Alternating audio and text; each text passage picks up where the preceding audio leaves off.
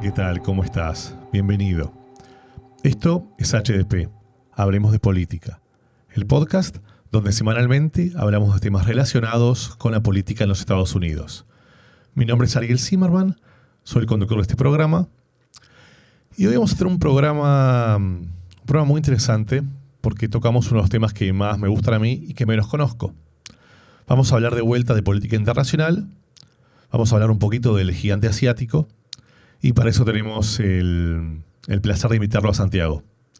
Santiago, bienvenido al podcast. Hola Ariel, bien, bueno, muchas gracias, un gusto estar acá.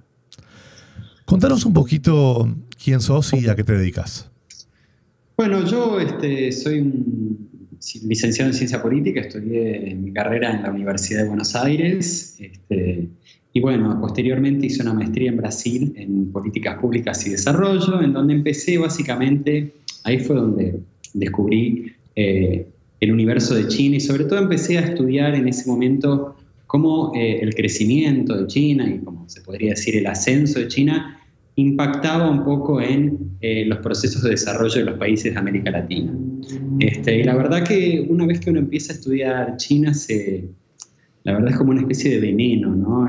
Es una cosa que es tan grande, tan enigmática, que bueno, me fui especializando cada vez más y bueno, posteriormente decidí irme a China a hacer un doctorado en política internacional en la Universidad de Fudan en Shanghái. Viví ahí en Shanghái 3 años y ahora estoy terminando mi tesis, ¿no?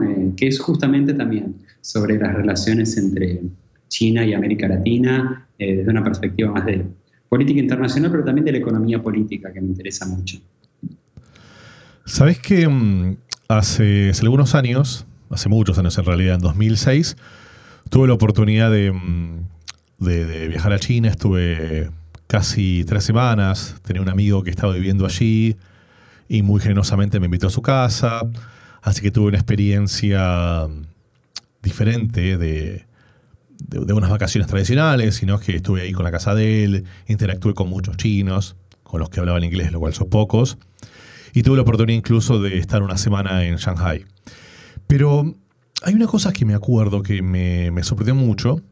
Uno habla siempre de las diferencias culturales, que claramente las hay, pero esto voy a contar, creo que me generó un impacto muy grande porque, digamos, si bien tuve la oportunidad de viajar por otros lugares del mundo, en ningún lado viví una cosa así. Resulta que mi amigo Charlie trabajaba por una compañía de allá y vivía en un departamento muy bonito en Beijing, un departamento con una vista muy muy linda, un piso alto. Yo estaba bastante, sobre todo las tardes en el departamento, teníamos una vista muy linda, caía el sol, era muy bonito. Y en el medio de esas 3 semanas decidí una semana viajar a Shanghái. Estuve unos días en Shanghái, después fui a Hong Kong y volví a Beijing, no sé, creo que 10 días después, una cosa así. Cuando llego, me llama la atención que había sombra en la tarde. Yo decía, pero... A ver, para. Hace 10 días había un sol hermoso y ahora hay sombra. Y la vista se perdió. ¿Cómo es posible que en 10 días se pierda la vista de un departamento? Bueno, lo que estaba sucediendo era que yo viajé en 2006. En 2008 se realizaron los Juegos Olímpicos en Beijing. Y no recuerdo exacto el número, pero el gobierno chino había puesto había generado una declaración en donde obligaba a todas las constructoras, a todas las obras que debían terminar su construcción, creo que era 1 año o 18 meses antes de los Juegos Olímpicos, para limpiar el cielo de la ciudad, y que toda obra que no hubiera terminado para esa fecha se iba a demoler. Y de vuelta, esto no es Latinoamérica y ni siquiera es Estados Unidos, en donde hay ciertas normas que se pueden discutir. Vos me lo explicarás mejor después, un rato, pero las normas en China son y se respetan o se respetan. Entonces, en Latinoamérica cuando se construye un edificio, se construye, los tiempos son un poco más relajados. Si querés, el día que llueve, la construcción baja un poquito. Aquí en Estados Unidos es parecido, se construye, pero quizás por las herramientas que se utilizan para construir los temas meteorológicos no afectan tanto, pero la realidad es que llega a las 5 de la tarde y los obreros se van. Bueno, lo que me había sorprendido es que en Beijing tenían 3 turnos, había 3 turnos de 8 horas y las obras trabajaban 24 horas del día, los 7 días de la semana. Eso había hecho posible que en 10 días se construyan 2 pisos nuevos y le taparan la vista a mi amigo.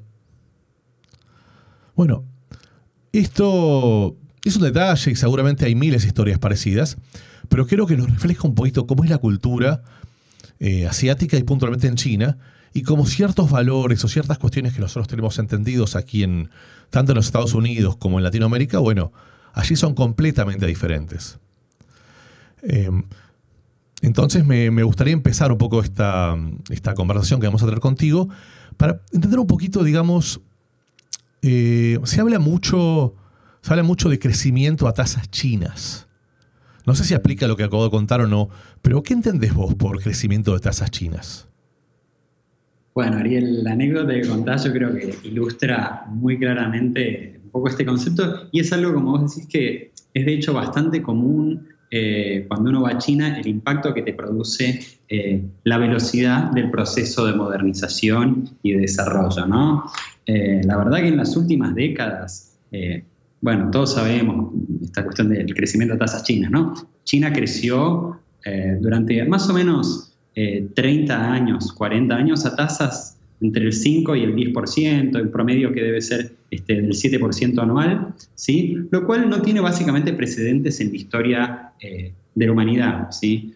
Por eso lo que produce China como impacto en la economía global y en el sistema internacional como producto de este desarrollo, yo creo que se da pocas veces en la historia, ¿sí? Y es notable lo que vos mencionás porque, bueno, yo lo he vivido también muchas veces en Shanghái, ¿no? Te vas un par de semanas que por ahí viajaste y volvés y toda una zona de un barrio construyeron un shopping enorme, y sin ir más lejos, cuando arrancó esta pandemia de COVID en Wuhan, bueno, todos vimos cómo levantaron 2 hospitales, ¿no? En 10 días. Una cosa impresionante. Yo siempre le digo a mis amigos, cuando charlamos sobre China, y yo digo, bueno, la verdad que ustedes tienen que ir para ver ustedes mismos, para percibir lo que es el proceso de modernización que se está dando, como decías vos, no solo en China, sino yo creo que en varios países de Asia del Este, ¿no? Nosotros no tomamos conciencia muchas veces, porque bueno, no vamos y porque estamos constantemente dentro de este universo más bien occidental, ¿no? Pero no tomamos conciencia de lo que está pasando del otro lado del mundo. Sí, creo que es un impacto y es algo que no estamos acostumbrados a ver. Y ¿cuál crees, digamos, hablando puntualmente de impacto, cuál crees, digamos, que es la relación que genera el resto del mundo este crecimiento tan grande que China ha tenido en los últimos años? Bueno, yo siempre lo miro desde América Latina, ¿no? Porque, bueno, es donde uno está y donde uno se ha criado y también desde donde uno observa la política internacional en general, pero creo que es válido para todos los países esto que voy a decir, ¿no? Vamos a poner un ejemplo de otra situación histórica que pasó hace no demasiado, ¿no? Que es cuando a principios del siglo XX, quizás fines del siglo XIX, por ejemplo, el centro de la economía global pasó de Inglaterra, ¿no?, hacia Estados Unidos, ¿sí? Sobre todo esto se consolida después de la Segunda Guerra Mundial, ¿no? El centro y el centro dinámico y la potencia, digamos, pasó a ser Estados Unidos, ¿no? En ese momento, en América Latina, muchos políticos, pensadores, economistas, percibieron que ese cambio del centro dinámico de la economía de Inglaterra a Estados Unidos requería también adaptar la estrategia de desarrollo en los países. Bueno, ahora, digamos, en vez de ser un país, por ejemplo, como Inglaterra, que compraba productos naturales y generaba productos industrializados, Estados Unidos era un país que tenía productos industrializados, pero también tenía productos agrícolas, muchos, ¿no? Entonces, muchos países de América Latina dijeron, bueno, tenemos que industrializarnos. Como se produce este cambio, tenemos que cambiar nuestras estrategias de desarrollo, ¿sí? Para adaptarnos a este nuevo mundo centrado en Estados Unidos. Y hoy uno podría pensar que sucede lo mismo con China. O sea, el centro dinámico de la economía global se está trasladando no solo hacia China, sino yo creo que Asia del Este se está convirtiendo como la zona más dinámica en términos de crecimiento, de desarrollo capitalista. Y creo que todos los países, no solo América Latina, tienen que empezar a adaptar, a reorientar sus estrategias para un mundo y una economía global que va a tener una muy fuerte influencia de China, por no decir sinocéntrica. Entonces yo creo que esto afecta a los países, a las empresas, desde el punto de vista más económico, estoy hablando, ¿no? Después también, yo creo que desde el punto de vista social tiene un impacto muy fuerte, pero bueno, eso es un poco más complejo de evaluar y de cuantificar. ¿Cuál sería el impacto social que mencionás? Bueno, me voy a poner quizás un poco grandilocuente, pero nosotros nos hemos criado en Occidente de una u otra manera, Europa, Estados Unidos, América Latina, con una influencia muy fuerte en esos valores, en esa cultura, que siempre tuvieron una pretensión de universalidad muy grande, ¿no? Aunque, digamos, uno muchas veces no toma conciencia, porque son sus propios valores y los toma como universales, no en todo el mundo, digamos, se comparte. Vos lo mencionaste al principio, ¿no? Como en Asia hay otra cultura, otros valores, otra forma de ver las cosas, ¿no? Entonces yo creo que si efectivamente en los próximos años, décadas, se consolida, digamos, Asia quizás como un centro económico con un papel mucho más importante en el mundo, en la economía mundial, nosotros vamos a percibir que, bueno, que quizás lo que nosotros queremos que era la última verdad, la última razón de ser de la evolución humana en términos de valores, del sistema político también, ¿no? Quizás no sea tal y quizás tengamos que aprender a convivir con otras perspectivas, ¿no? Y yo creo que eso exige un esfuerzo subjetivo muy grande, ¿no? Sabes que te estoy escuchando y pienso, me viene a la cabeza, recién mencionabas cómo se maneja el poder y, digamos, me viene a la mente en su momento la Guerra Fría y después Estados Unidos con toda su capacidad bélica. Creo que no tengo ninguna duda que ejerce poder a nivel cultural, a nivel social, pero también a nivel bélico. Digamos, esto es así. Me pregunto cómo ves o cómo te imaginas que China genera influencias y ejerce poder en Occidente. Bueno, es una cuestión muy interesante y la verdad que bastante difícil de entender. Yo no creo que tenga una respuesta, pero bueno, al menos algunas ideas o percepciones puedo aportar, ¿no? China a sí misma se vanagloria un poco de ser un país que, bueno, nunca colonizó, ¿no? A ningún otro país, no tuvo una expansión así marítima, tuvo una expansión marítima pero no tuvo una expansión colonial, ¿sí? Y al contrario, muchas veces se sitúa como un país que fue de hecho ocupado por Japón, por las naciones occidentales. También China se reivindica mucho el hecho de que no participó en ningún conflicto armado en los últimos prácticamente 50 años. Desde la última guerra en la que participó China fue un conflicto con Vietnam en el 78 más o menos, ¿sí? Y yo creo que efectivamente la forma en la cual China va a ejercer el poder a nivel internacional quizás no sea, digamos, basada en una cuestión militar, o en una especie de dominación política tan directa como se ha visto, pero sí probablemente tenga una cuestión más económica. Yo creo que China avanza mucho estableciendo vínculos económicos, comerciales, a través de inversiones, y a partir de eso, bueno, yo creo que tiene una buena capacidad para definir incentivos al menos, ¿no? De cómo los países, de los márgenes de maniobra, por así decir, de los países para oponérsele. Entonces, en la medida en que la mayoría de los países comercia y depende de los capitales chinos o del ingreso de divisas que produce el comercio con China, es una buena manera que China tiene como para decir, bueno, no te pongas demasiado en contra mío porque, digamos, puedo, no sé, cortarte el acceso a mi mercado o a las inversiones, ¿sí? Esto pensándolo desde una perspectiva más bien maquiavélica que existe en política internacional. Pero bueno, si se trata de eso, yo creo que diría que hoy en día es bastante el énfasis que colocan en las cuestiones de diplomacia económica. Y yo creo que, bueno, China también todavía no tiene el poder. Esto uno lo podría preguntárselo porque no ejerce el otro porque no puede, quizás, porque no tiene ese poder bélico. También hoy yo creo que China no tiene una gran capacidad de lo que se llama soft power o poder blando, que es un poco el poder de las ideas, de poder exportar tus valores, tu verdad, tu visión de mundo. Yo creo que China todavía tiene mucha dificultad para ejercer ese tipo de poder. Hace algunos episodios atrás tuvimos la oportunidad de grabar, hablar un poquito de globalización y hablamos un poquito de en general cómo estaba parado Estados Unidos frente al resto del mundo. Y en la última campaña, en general, en la conversación de la campaña presidencial de Biden con Trump, uno de los argumentos más fuertes que tuvo el Partido Demócrata tuvo que ver con los acuerdos y las negociaciones multilaterales entre Estados Unidos y China. Y se solía mencionar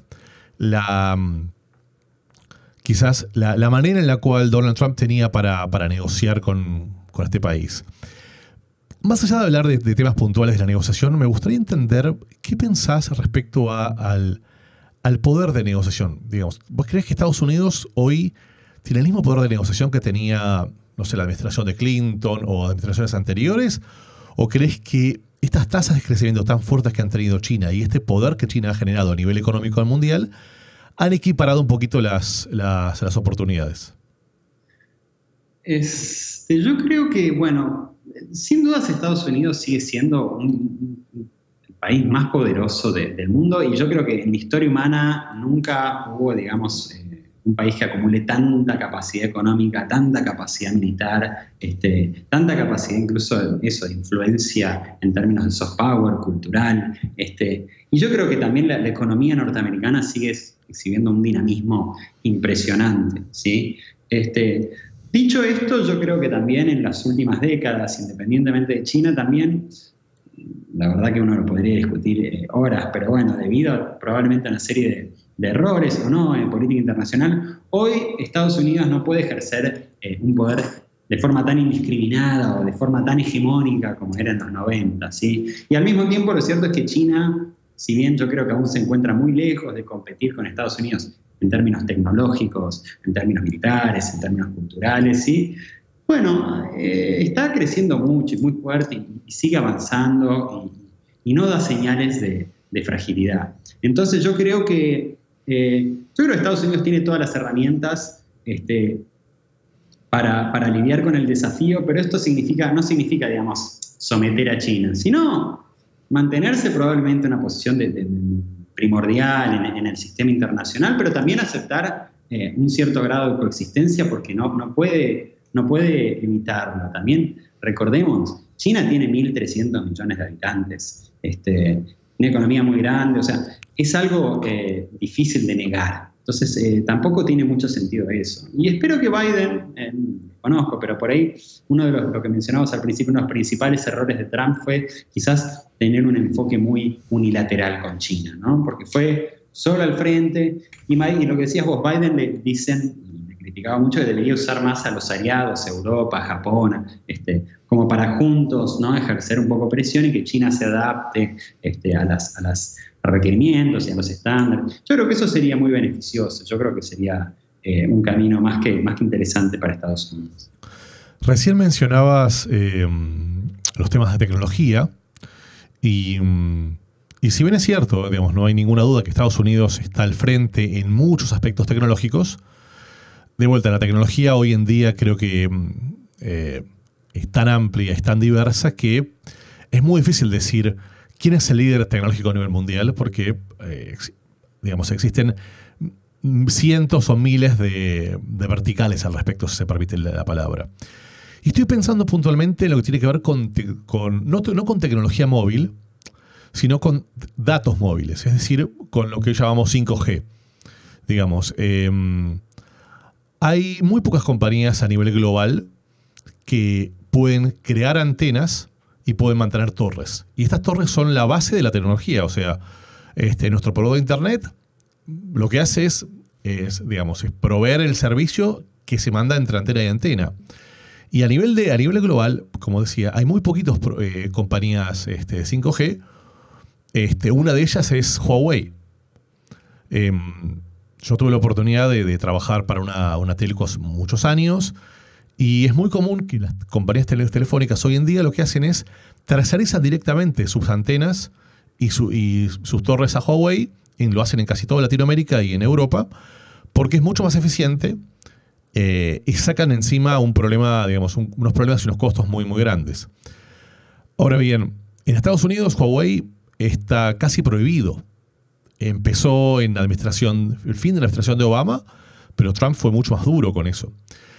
¿Cuál crees que es el impacto que vamos a tener, digamos, en este país o en general a nivel global, esta prohibición de compañías chinas en general de este volumen por parte de los Estados Unidos? Bueno, el caso de Huawei es bastante emblemático. Como decís vos, es una empresa que quizás por el lugar que se la colocó hoy en esta disputa en Estados Unidos, es como la que representa mejor el progreso tecnológico chino, y el 5G se volvió como una especie de fetiche de la tecnología que por primera vez no surge en Occidente y China está a la vanguardia. También hay que recordar igual que Huawei, si bien es verdad, desarrolló el 5G y, como decís vos, construyó las líneas de telecomunicación y las administra en muchísimos lugares del mundo, y en América Latina, de lo que yo más sé, es impresionante.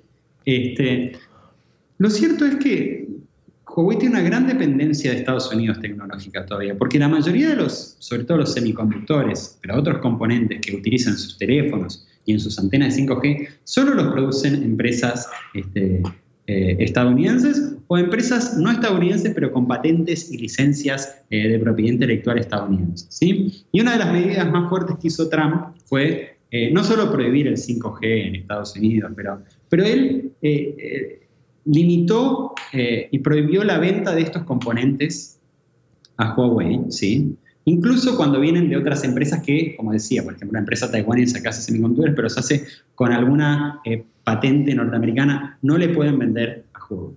Y la verdad es que hoy Huawei está en una situación muy complicada, porque ellos hicieron como una especie, almacenaron muchos de estos componentes de semiconductores, y se dice que tienen capacidad para aguantar hasta mediados del año que viene, quizás antes, porque para las antenas requieren menos piezas, pero para celulares ya es mucho más complejo. Entonces la situación de Huawei es bastante complicada, y si no se llega a una solución, diría, política en la nueva administración de Estados Unidos, va a tener que reducir sus operaciones, sin duda.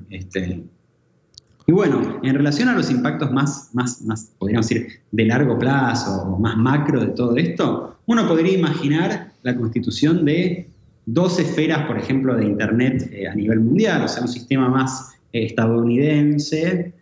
Incluso se podría pensar, no sé, desconozco, pero un sistema más europeo y otro sistema más chino, ¿no? Entonces nosotros estamos acostumbrados a un Internet casi global, que eso no quiere decir que vaya a desaparecer. Pero bueno, se pueden quizás, uno podría imaginar como distintas zonas de influencia, ¿no?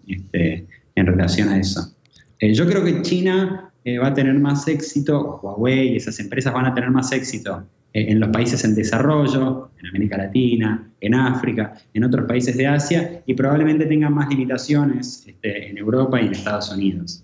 Recién mencionabas un tema candente, creo que es el tema más fuerte cuando uno piensa no en productos chinos, pero en productos productos, no sé, americanos, europeos, que se producen en China, que tiene que ver con las patentes. El tema de las patentes, el tema del copyright, del derecho de autor, es probablemente haya sido las herramientas que Occidente inventó o creó para que quienes crean productos tengan una ventaja competitiva y no sean copiados. Sin embargo, hemos escuchado todos miles de historias de que estos conceptos, de vuelta en el universo chino y en la cultura china, son diferentes. ¿Cómo crees que va a impactar o cómo crees que está impactando el tema de la falta de copyright, de derecho de autor en China para las compañías americanas? Bueno, yo creo que es una de las grandes cuestiones que se coloca hoy en la mesa de negociación, ¿no?, de las empresas estadounidenses. Yo creo que la mayoría de las empresas estadounidenses de tecnología tienen como dos grandes intereses a veces medio contrapuestos. Por un lado, tienen intereses económicos en China muy importantes porque es un mercado enorme donde venden un montón de productos. Estoy hablando de semiconductores, pero también Apple vende una cantidad de iPhones impresionantes en el mercado, y así con muchísimas otras empresas, ¿sí? Y a la vez también producen ahí de forma muy competitiva, pero a la vez les gustaría que el gobierno de Estados Unidos le ponga límites, digamos, a esta cuestión de, bueno, que se respete más la propiedad intelectual, las patentes, que haya menos copias y que yo. Creo que China ha mejorado mucho en eso, pero también lo cierto es que hay algo que es muy difícil de limitar. Y volvamos al tema de Huawei o de los semiconductores, ¿sí? Hoy China entiende que no puede depender más de estos componentes producidos en Estados Unidos, porque sabe que esta dependencia tecnológica la vuelve muy vulnerable a cualquier tipo de sanción o de condicionamiento, ¿sí? Entonces, bueno, va a desarrollar y va a poner mucha plata del Estado y de planes industriales y para que se desarrollen los semiconductores y con cualquier otra tecnología. Y para hacer eso tienen, la verdad que no ahora, no el año que viene, pero en el medio a largo plazo, tienen las de ganar, porque es muy difícil evitar que, a ver, hay algo que se llama, por ejemplo, ingeniería reversa, que vos comprás un producto, lo desarmás, ¿sí?, y ves cómo funciona, y bueno, y si los ingenieros norteamericanos pudieron llegar a eso, y no hay un solo camino para llegar a un descubrimiento tecnológico, probablemente en algún momento los chinos lo van a poder hacer, ¿sí?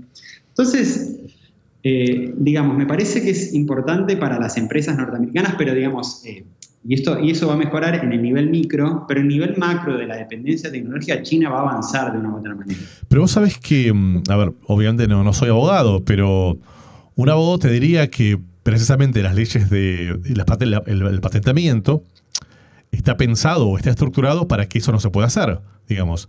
Porque si vos no tenés patentes, siempre, digamos, el poderoso termina ganándole al pequeño, digamos. Saquemos a los Apple o a los Google o a los Cisco o a los BMW. Pensemos en un emprendedor. Una persona crea un producto, lo patenta, crea una forma diferente de hacer algo, lo lleva a producir a China y a los 2 meses tiene vendiéndose en su mismo marketplace un producto exactamente igual, pero con otra marca y a la mitad de precio, porque un chino se lo copió. Es muy difícil para un emprendedor. ¿Qué pensás? Bueno, yo no sé, entiendo el razonamiento en términos teóricos y abstractos, pero yo no estoy tan convencido de que proteja al más fuerte o que al menos fuerte, digamos, esta cuestión de...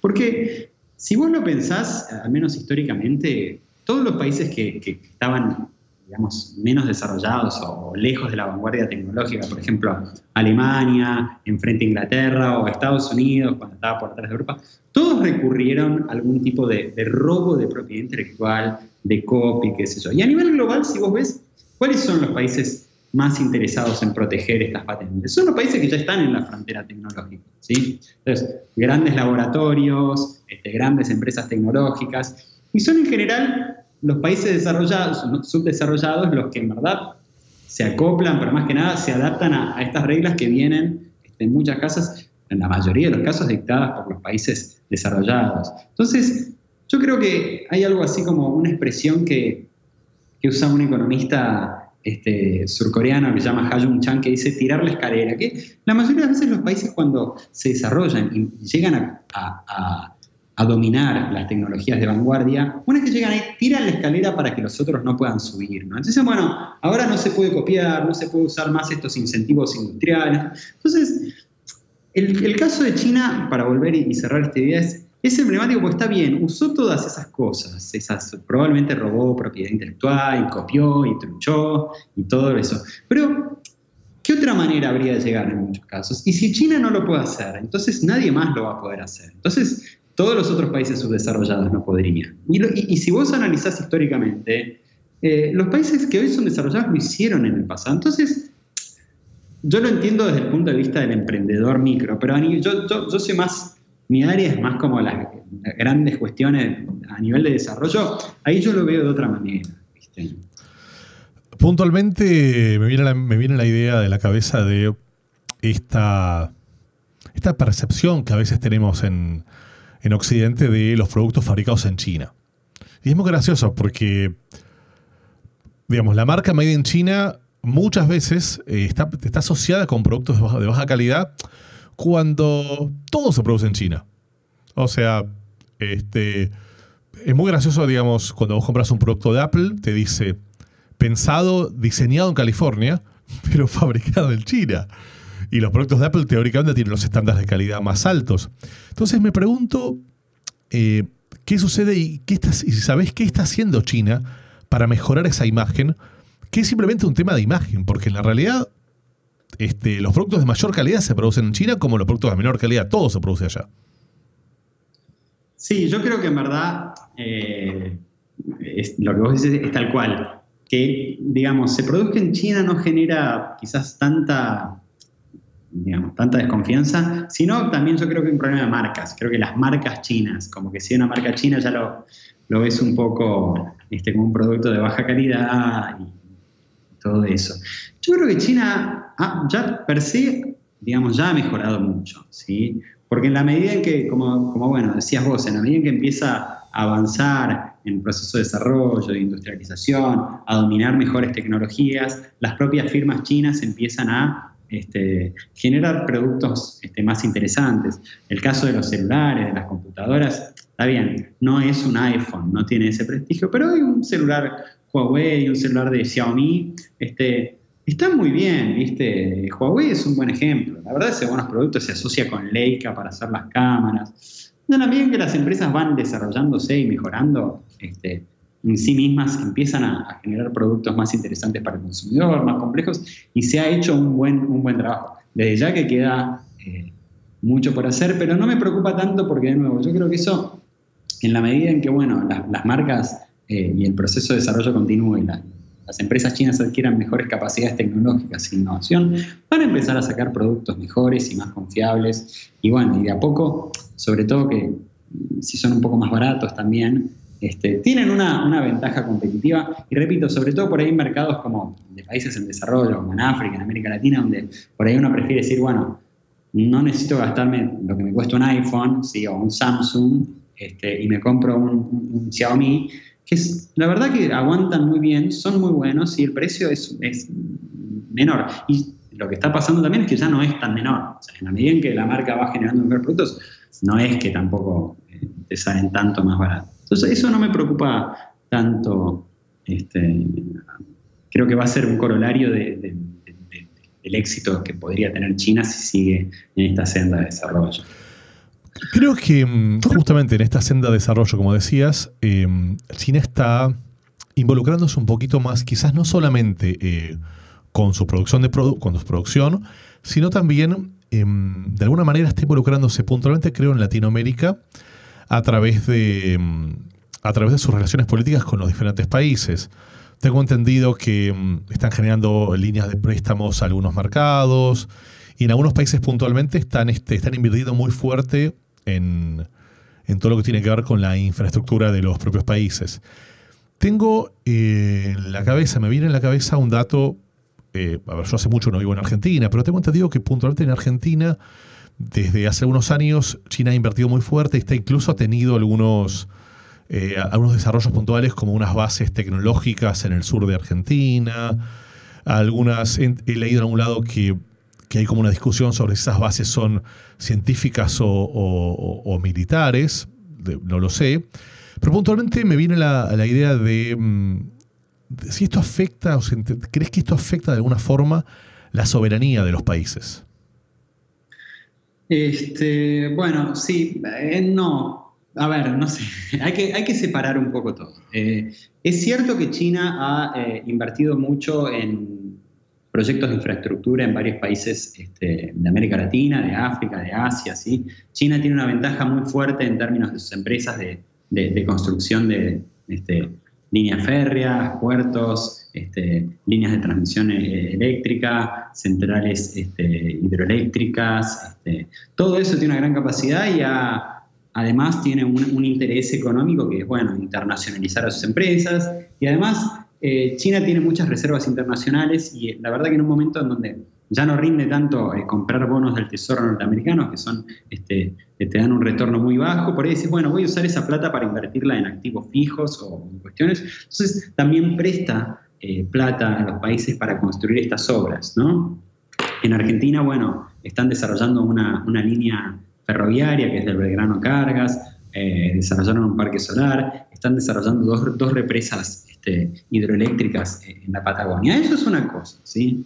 Eso no podría discutir. Se ha vuelto muy popular por parte de los medios estadounidenses y sobre todo porque es una narrativa que tomó mucho Trump y Pompeo, de que en verdad es una trampa de una deuda, de la trampa de la deuda. La idea de que China le prestaría plata a los países de forma insustentable para que defaulteen y después condicionarlos políticamente o quedarse en un activo. La verdad que no ha sucedido, es algo que yo sigo muy de cerca y no han habido defaults serios de países hacia China y en muchos casos, por ejemplo, Venezuela, ¿no? China le prestó mucha plata a Venezuela en su momento, en las mejores épocas del chavismo, y después Venezuela entró en una crisis muy fuerte, todos ya sabemos, y no está pagando, ¿no? Y ha tenido que posponer los pagos, y China la verdad que fue bastante comprensiva en eso, ¿sí? Pero bueno, uno lo podría discutir, sin dudas hay una expansión económica y uno podría discutir si esa expansión económica no genera algún tipo de condicionamiento, dependencia, de alguna u otra manera, por ahí menor o mayor grado, ¿no? Lo de la base del observatorio en el sur es también, uno, tiene que analizar las cosas con objetividad, porque la verdad que lo que uno lee en general sobre China es, en los medios occidentales, en general está bastante malintencionado, ¿sí? Yo tengo mi opinión personal, no es lo que yo más conozco, pero todas las bases de observación de este tipo, en general, para mí, tanto sean de Estados Unidos o Europa, algún componente militar en general tienen, ¿sí?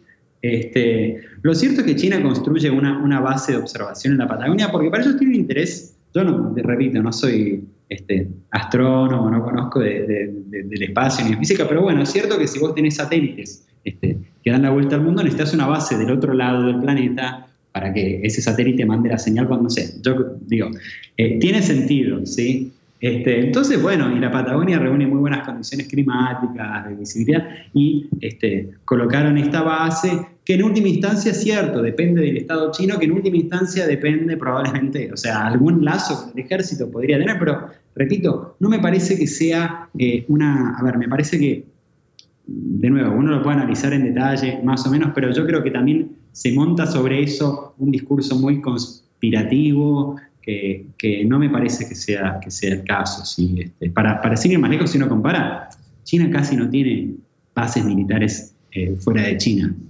¿Sí? ¿Cuántas bases militares tiene Estados Unidos y la OTAN? Tienen en todos lados del mundo. Entonces, si fuese el caso, entonces es algo muy chico todavía, como para que se genera mucho ruido de algo que, de nuevo, puede ser, uno podría hasta tener cierta desconfianza, pero tampoco, como un avance militar, no lo veo. Hablando un poquito de los medios, de la información que consumimos, ¿cómo haces para mantenerte informado? En general yo leo todos los diarios mainstream, bueno, a mí me gusta, entonces a la mañana doy una ojeadita por los argentinos, por New York Times, que yo leo el chino que se lee bastante, es el South China Morning Post, que es un diario bastante independiente y crítico, ¿sí? Está basado en Hong Kong, y después, bueno, uno escucha muchos podcasts, lee reportes más de consultorías, en temas más específicos, pero de todas maneras yo, por mi formación en ciencia social y todo, yo siempre leo de forma muy crítica, lo cual no quiere decir que tampoco no soy víctima de la guerra y de la tempestad semiótica a la cual uno se ve acosado todo el día, que no sabes también de dónde vienen las cosas. Entonces, la verdad que es difícil, con todo y con China en especial, ¿no? Y en ese sentido sí hago una aclaración que yo creo que China todavía no hace un muy buen trabajo y generando su propia narrativa. O sea, al menos parece que los medios han mejorado, los medios chinos, pero todavía ofrecen un discurso muy esquemático, muy en los moldes propagandísticos, ¿viste? De algo que para el lector o para para el receptor del mensaje occidental no entra, necesitas algo más matizado. Creo que en eso China todavía tampoco hace un buen esfuerzo. Y bueno, sin duda después por cómo el clima internacional viene, sin duda vamos a seguir viendo, yo sí lo que estoy seguro es que por parte de todos los medios occidentales va a haber una guerra informativa hacia China, eso es claro, ¿no? ¿Y hay algo que nos quieras contar que no te haya preguntado? No, yo siempre lo que digo, a ver, es que yo estudio China, pero la verdad que China es algo incomprensible, sobre todo para un occidental. Digo, he ido allá a vivir.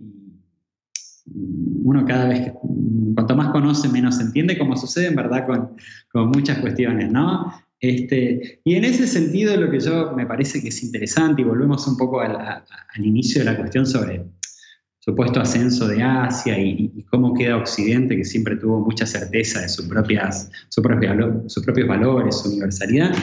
Yo creo que, digamos, esto es una cita que se la robo a Barthes, que es un semiólogo francés, que en su momento hizo un viaje a China en la época del maoísmo, que toda la izquierda francesa iba hacia allá. Y también le pareció todo muy complicado, no se entendía. Es un diario muy lindo, pero él termina diciendo, bueno, al final, más que lo que uno puede decir sobre China, es lo que China dice sobre nosotros mismos. Entonces yo creo que el ejercicio de tratar de entender esta otredad tan complicada, en verdad, es muy enriquecedor en el sentido que nos hace tomar conciencia de también nuestras propias limitaciones y sobre todo poner en cuestión nuestras propias certezas o relativizar un poco algunas certezas absolutas con las cuales nosotros tenemos. Y eso yo creo que ya es algo muy interesante. Entonces, mi recomendación siempre es eso, es tratar de tener una mente abierta hacia esa otredad que es muy radical, ¿no? Bueno, la verdad, Santiago, creo que el tema de China es súper interesante. Me parece que da para hablar muchísimo más. Pero bueno, quería agradecerte por el tiempo que nos dedicaste y por haber aceptado la invitación para venir a este podcast. Bueno, no, gracias a vos, Ariel, fue un gusto, la verdad, participar. Espero que, bueno, hayamos aportado algo y, bueno, eso, gracias en serio. Y bueno, para ti, que has llegado hasta acá, es muy probable que te guste lo que estamos hablando. Para nosotros es muy importante que puedas suscribirte a nuestras redes, en YouTube y en Spotify, pero sobre todo, que lo puedas recomendar a tus amigas y amigos. Muchísimas gracias y nos vemos la semana que viene. Adiós.